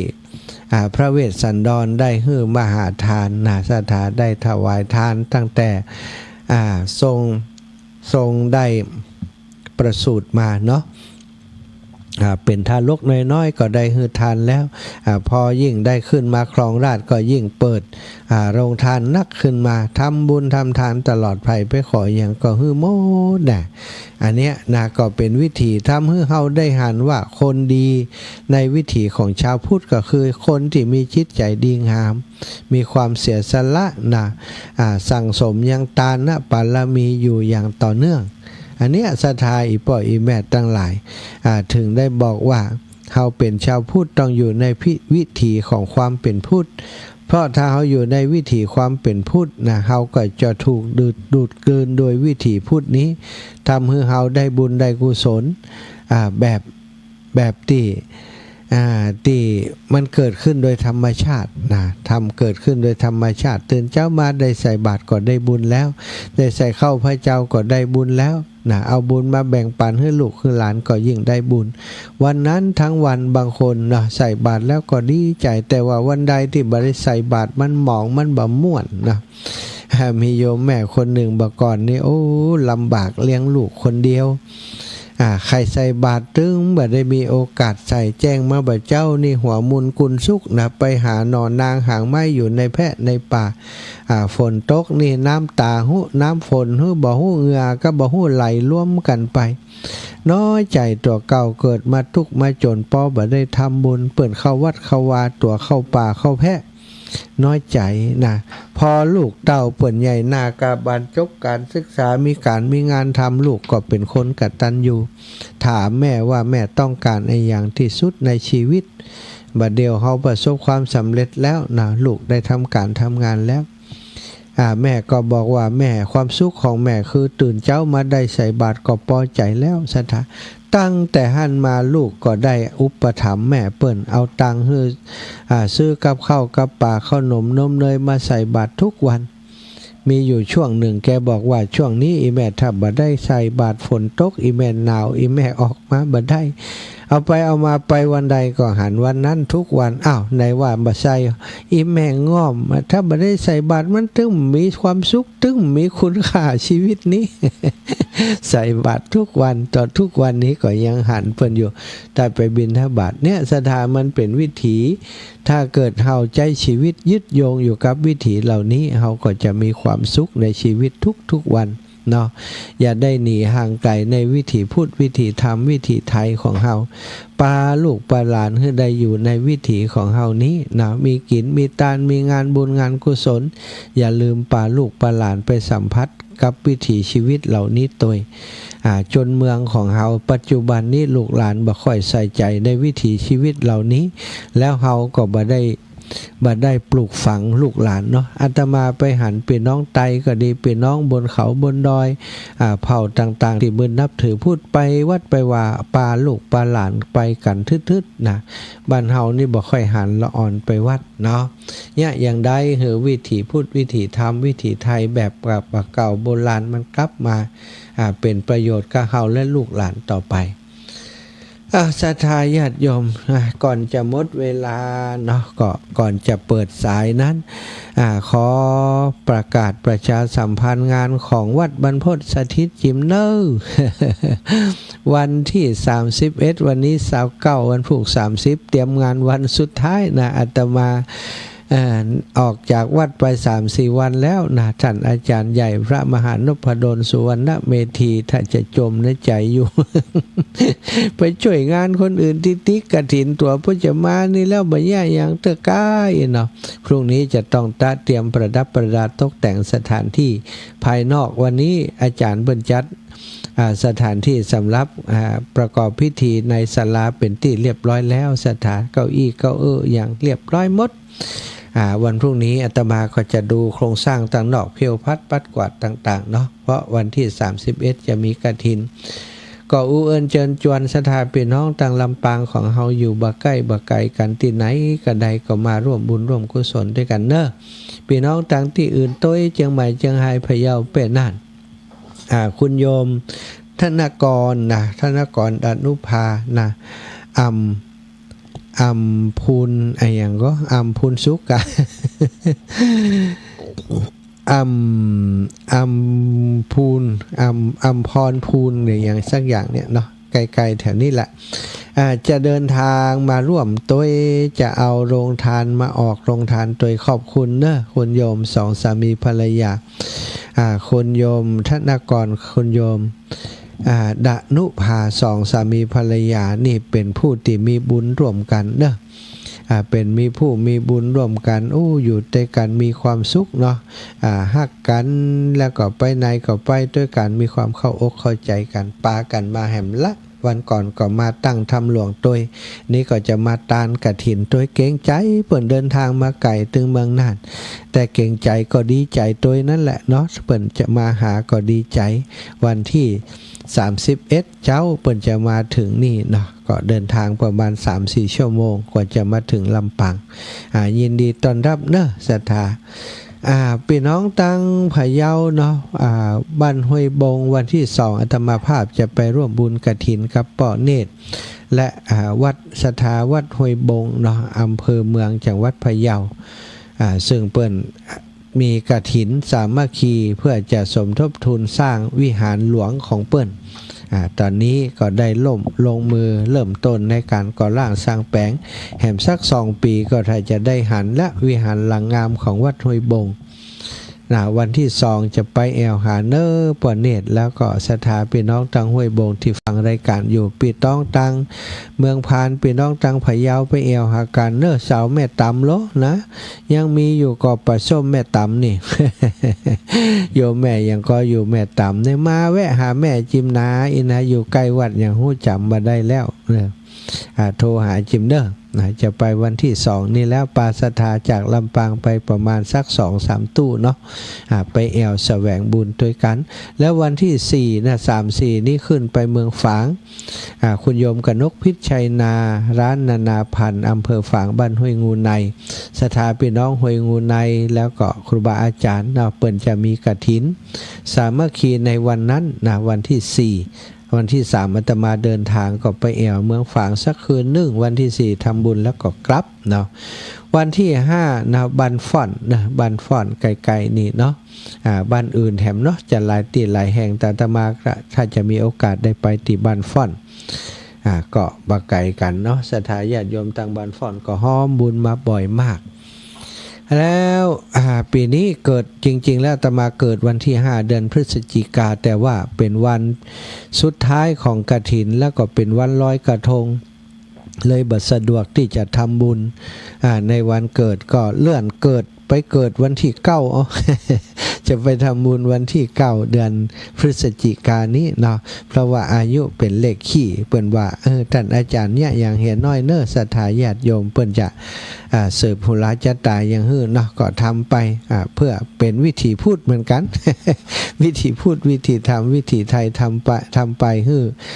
เป็นมังคละแก่ตัวตนเนาะเป็นพุทธมนต์ที่คุ้มครองตัวแล้วศรัทธาญาติโยมจะได้มาแอวหากันต้วยวันที่9ครูบาอาจารย์ก็มากันหลายรูปเนอะหลวงปู่ท่านอาจารย์มหาเสาแก้วแล้วก็พระครูชลทานพิทักษ์พี่น้องก็จะมากันเนาะศรัทธาเอาละแบ่ง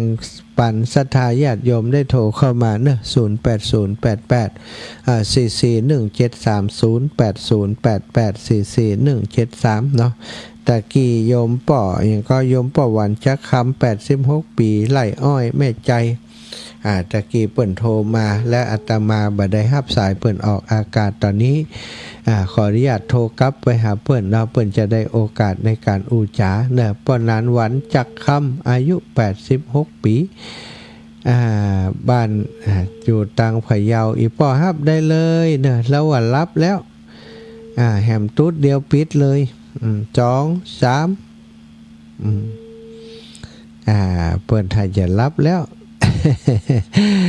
เปิ่นว่ารับสายทุเจ้าแล้วก็แม่อุ้ยจันตาบ้านหนองจิกนี่ก็เหมือนกันแต่กี้โทรเข้ามาเนาะก็จะอูจาเป็นยังได้สุขภาพดีขึ้นแล้วยังนับ1 2 3รับได้เลยแม่อุ้ยจันตานี่ให้โอกาสเพราะตะกี้โทรหาเปิ่นโทรหาบ่ได้รับเนาะน้อยใจรับไปแหมคนแล้วจบข่าวคนต่อไปคำนี้ศรัทธาญาติโยมไผ่โทรมาก็เจริญพรได้เลย0808844173เนอะวันนี้อนุโมทนาบุญกับศรัทธาทุกคนทุกท่านที่ไปร่วมตั้งธรรมหลวงติม่อนจอมพ่อกับหลวงปู่พระครูปฏิภาณธรรมทินเนาะขอบคุณเป็นอย่างสูงมาแล้วนี้1คนที่ไปร่วมงานพ่อบุญธรรมหันหน้าเมินชะกรรมหนีไปไหนเฮียก็ มาตอนเตียนทุกพี่แอดติดนะครับบ่ายละโลเนาะตอนนั้นเราปีกตอนนั้นนะครับไปอย่างไปเกี่ยวเข้าต่อกะ มีธุระอยู่ครับอีแม่กลับว่าค่ำอีแม่กลับว่าค่ำแล้วผู้ไหนอีแม่กลับ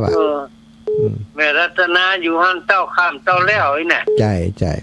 ขอบคุณอีปอกอีกขอบคุณอีแม่เด้อสาธุได้จันสาธุป่อบุญธรรมแม่รัตนาสังคำฟั่นแม่ยายสมฤทธิ์บ้านห้วยม่วงนาเหลียงแม่ฟังอยู่เนอะฟังอยู่เหรอนึกว่ารับแล้วแม่ภาคทำมุนไปละนาดได้ก่อนได้กะมาเข้าขยุนแล้วเหมือนไปหอมอันวัดอันนั้นแหละเจ้าคนละครึ่งคนละครึ่งเนาะคนละครึ่งได้แต่สาธุเด้อแม่เด้อบุญรักษาเจ้าขอบคุณแม่คำมวลทะกุลกิจพี่น้องจากเมืองพร้าวเมืองเป้านี่อากาศเย็นก็เจ้าเย็นเนาะอยู่ดีมีสุขเด้อแม่เด้อเจ้าดีมีสุขเหมือนกันนะสาธุประวันจักคำมาแล้วครับแล้วโยมป่อสบายดีครับประวันครับ86ปีแล้วเนาะปีนี้86กับ87ปหลวงวัน86กับ87ผมพระประกันครับ อ้าวอายุตะหืมเดียวนี่ ผมมีเจ้าโทรมา ครับผมบ่เป็นหยังอยู่ดีมีสุขก่ออยู่สบายดีก่อ โอ้เจ็บหัวเข่า เอาเจ็บหัวเข่าเล็กน้อยไม่เป็นไร80ปลายแล้วมันเจ็บความใจร้ายแล้ว ไปไหนมาไหนได้อยู่เนาะ ครับโอ้จบปีหน้ามื้อหมดนี้แหละ ดูปีแล้วพูดแล้วโอ้มาติดปีนี้ดิโทรข้ามปีรู้นี่วันที่2นี่จะไปห้วยบงเลิกไก่บ้านนี่ป่อก็ไก่อยู่ไก่อยู่ก็มาแล้วเปิดลูกลำปางเปิดยังไปไปแอวกันเนอะผมก็ได้ผมไปอยู่นะเอ้าขอบคุณอีป่อโทรมาหาตูเนออยู่ดีมีสุขนะป่อนะครับอยู่ดีมีสุขโยมป่อหวันปุ้นแม่ใจปุ้นเนี่ยศรัทธา089765จากทางใดจากบ้านห้องอำเภอบ้านห้องจังหวัดลำพูนสาวบ้านห้องแล้วนี่ฮะเจ้าโอ้ฟังอาจารย์สมศักดิ์เข้าใจดีเนอเข้าใจดีเนอโอ้ขอบคุณวิธีพูดวิธีทำวิธีไทยเนาะเจ้าอายุ80ปลายแล้วเจ้าปลายแกเต็มที่กะได้ยินเปิ้นบอกเบอร์ไม่อุ้ยก็จำไว้ในใจโอ้เนาะเบอร์จำง่ายก็โยศเจ้าลูกหลานจำไว้ในใจนี่หมดโอ้เก่งด่ะสมองดีด่ะใช่ก็จำไว้ในใจนะปัดเก่งนักแกนี่แม่อุ้ยเอาทำแม่เป็นจิตเป็นใจแล้วก็เอาบักขึ้นอย่างนะดีแล้วแม่เนาะเจ้าได้ฟังพระอาจารย์สมศักดิ์มันจะนอนบ่หลับเด้อรอดีกันนี่เนาะฟังจะเพิ่นจบเจ้าสาธุเด้อสาธุบุญรักษา80ปลายแล้วเสียงยังแข็งแรงอยู่เจริญพร4990ไปชาเจ้าสาวตั้งใดแม่อุ้ยอยู่ตั้งใดวังเหนือโอ้บ้านอย่างนี้บ้านแม่ชุกโอ้บ้านแม่ชุกคนเก่านะกันนี่ไตแม่ชุกไตเนาะตาเจ้านี่อันจะห่มไปคนวังไส้เนาะแต่เจ้านี่คนจะห่มไปคุยแม่อุ้ยพลอยจากจะห่มบ้านต้นพึ่งจะห่มไปดูป้าเราไปเวียงป่าเป้าบุญอ่ะขอบคุณนี่แม่เนอโทรมาหากันจ้าสาธุเนอเป็นยังดู89พอจะ90ผมไปไหนอ่ะอีกบุญรักษา89แล้วก็เปิงที่ไปไหนมันสะดวกอ่ะเนาะแม่น้อยทาอาสา2สาย3สายเนาะขอบคุณเนอะแม่น้อยเนาะมาเป็นติดเป็นอย่างเนอะพี่น้องตังบ้านเนี่ยก็โถกหัวช้างหัวทุ่งโทรมาหาตะกี้ไลน์มาถามว่าวันพุธจะไปก็ไปอยู่วันพุธเนอะวันนี้ไม่ได้ไปเพราะวันนี้ไปเวียงป่าเป้าแม่น้อยทาอาสาเจริญพรเจ้าแม่พังอยู่นะเจ้าว่าพอไปกันเห็นแม่ว่าได้ไปเนอะวันนี้เป็นยังแม่ขอโมทนาด้วยเนอะสาธุได้เลยขอให้อยู่ดีมีสุขจ้าแล้วแม่ก็บอกใครสบายเท่าใดดูแลตัวเองเนอะต่างคนต่างแม่เป็นกำลังใจแม่ทันเนอะสาธุค่ะต้องเด็กแล้วยังนอนแต่นี่แม่น้อยทาอาสานี่เจริญพรแม่ยายพรล่องวัวแดงนอนฟังนอนฟังนี่ยกเลิกเลยอยู่ดีมีสุขนอนฟังรับไปเลยยายพรเดี๋ยวก็ฟังซอต่อยายพรนิ่มรับนอนสาธุหับสายแม่ย่าลาก่อนเด้อยายพรแม่ล่าโยนิดเจริญพรวันนี้แม่ล่าโยนิดอีแม่ปิดวิทยุก่อน โดน่ะมันเมินน่ะเนาะมันย้อนหลังไปเมินต้องไปสอนแม่ย่าล่าโยนิโทเหี่ยกำก่อน ไปเวียงป้าไปหาบ่อยอยู่นะแม่ย่าล่าโยนิโเมื่อก่อนหกล้มเกือบจะเดินบ่ได้แต่เดี๋ยวนี้เดินได้ฟ่องละเนาะก่อห้อมบุญร่วมบุญร่วมกุศลมาโดยตลอดแม่ย่าล่าโยนิแม่ย่านางคำอ้ายแม่นางคำอ้ายดับปิ้งเย็นวอยถ้าจะน้อยใจวันนี้ไปแวะหาจ้ะ แม่ย่านางไปทางใดแม่ย่าพงเทพประสานเนอะศรัทธาญาติโยมแม่สวยเนาะถ้าก็แม่สวยแม่ย่าพงเทพประสานโยมน้องสมพินบุญธานี่ฟังกันนี่หลายโอ้พี่น้องตังแม่สายแฮมโลเนาะแม่ลืมชื่อไปแล้วนะแม่อัมพรแซ่บูเนาะจากแม่สายเนอะระลึกถึงโยมแม่อยู่ประได้ไปเอวหาการซักเตื้อเนาะมีโอกาสตั้งหน้าคงจะได้พบปะกันศรัทธาญาติโยมวันที่9มาเอวหาจิมก็ดีนะวันที่9นี้วันเกิดอาตมาภาพวันที่เกิดวันที่5แต่ทำบุญวันที่9เนอะศรัทธาไผจะมาเอวยินดีต้อนรับที่วัดบรรพตสถิตทำบุญตอนเจ้าเนาะตอนบ่ายก็จะไปเอวลำปางเนอะ ไปจะเอวจะไปเอวเอาละศรัทธาญาติโยมพอแหมซักสายมีก่อนถ้ามีก็จะหมดแล้วเนอะศรัทธาหมดเวลาแล้วเวลาหมดเวลาแม่อุ้ยอินนี่มาแล้วรอบล้อเอาอย่างแหม2 รอบมาเลยมาเลยเนอะไปจู้นะสาธุรับดีฝันดีไม่อย่ารับเลยเนาะ รับกะรับอย่างได้เอาละศรัทธาก็ขอโดยปอนให้ศรัทธาโยมป่อโยมแม่อยู่ดีมีสุขอายุมันขวัญยืนเนอะปราศจากโรคภัยไข้เจ็บทุกอย่างทุกประการจัตตารโอธรรมาวทันติอายุวันโนสุขังพระลา